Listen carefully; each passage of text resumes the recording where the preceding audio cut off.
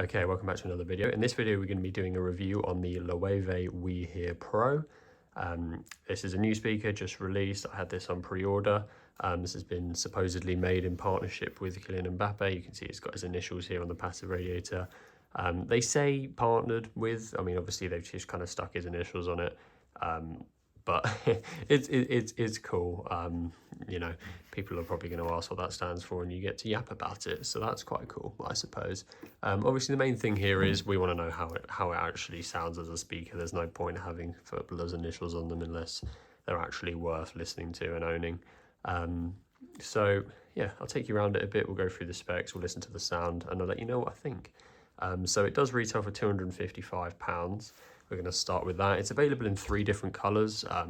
Black, which is probably the most boring one, this kind of black with a yellow accent. I only ordered it because it was the only one actually in stock at the time, and I wanted to get the video out quicker. But there's like a yellow neon-y type one, and then a blue denim one, I think it's called.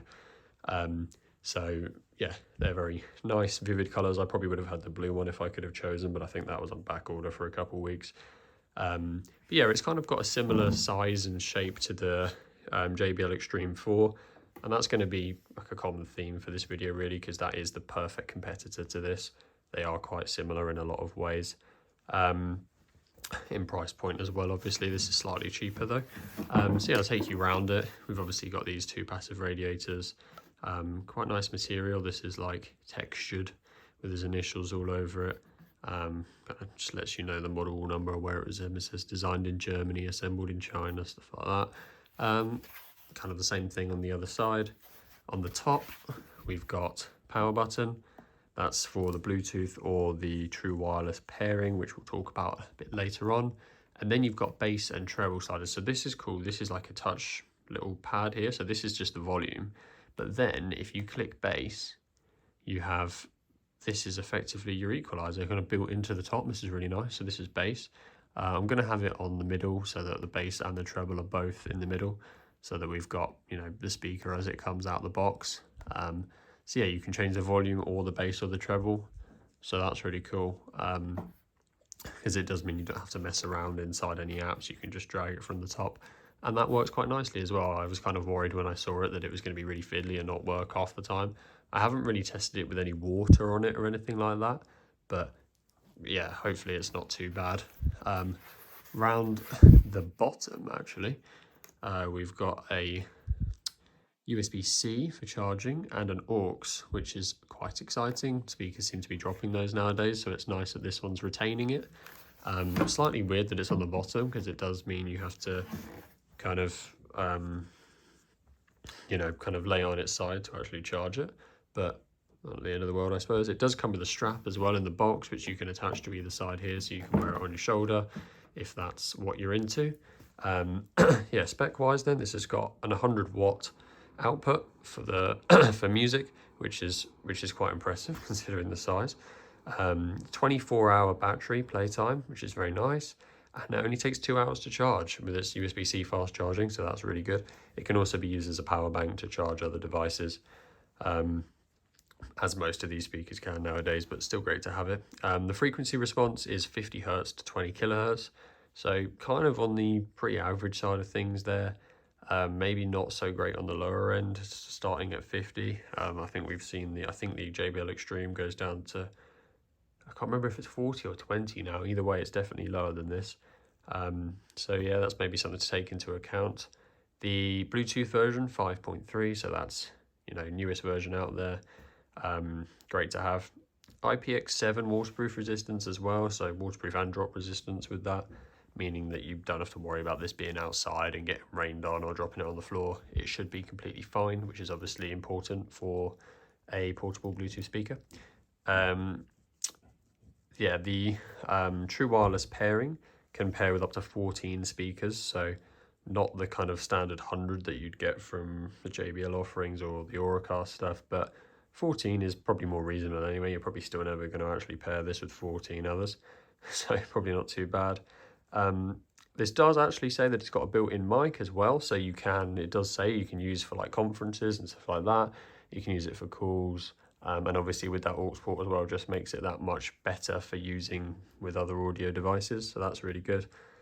We do have 4 drivers on this. We've got 2 big ones, 2 tweeters on the outside, and then the 2 passive radiators on either side. Relatively standard setup for a speaker of this size. And then it does weigh 2.2 kilos, which is maybe slightly lighter than you'd expect from looking at it.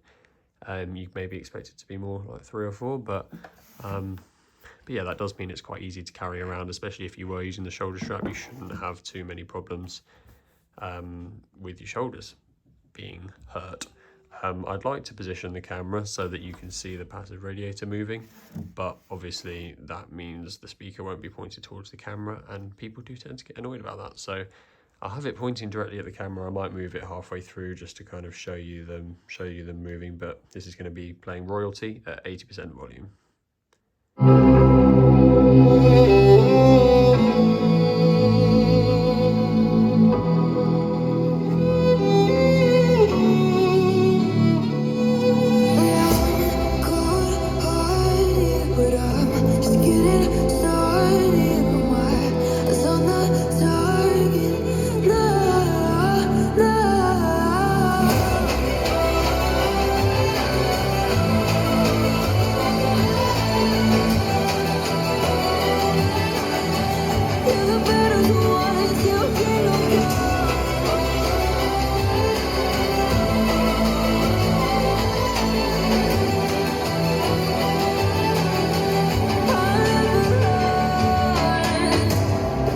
To give me your loyalty, 'cause I'm taking the world, you'll see. They'll be calling me, they'll be calling me royalty. Best to give me your loyalty, 'cause I'm taking the world, you'll see. They'll be calling me, they'll be calling me royalty.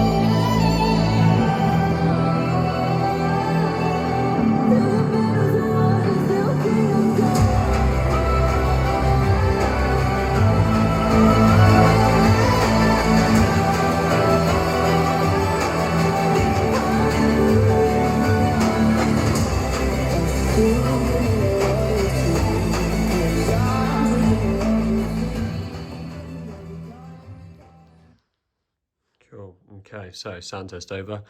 I tried to show you a bit of the passive radiators moving and also the difference between the bass being up and down.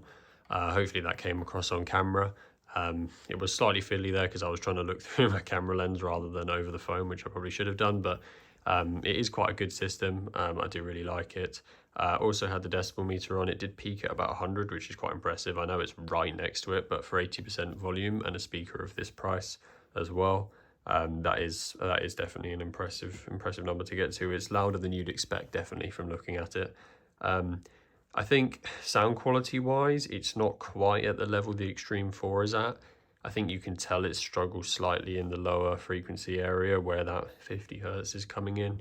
And then as it gets louder, I wouldn't say it distorts, but it does. You can tell like a slight drop in the quality and the clarity of the sound, whereas I feel like this new generation of JBL speakers, especially the ones with the AI in them as well, they're really, they keep their clarity across all volumes, and I do think there is a noticeable difference there.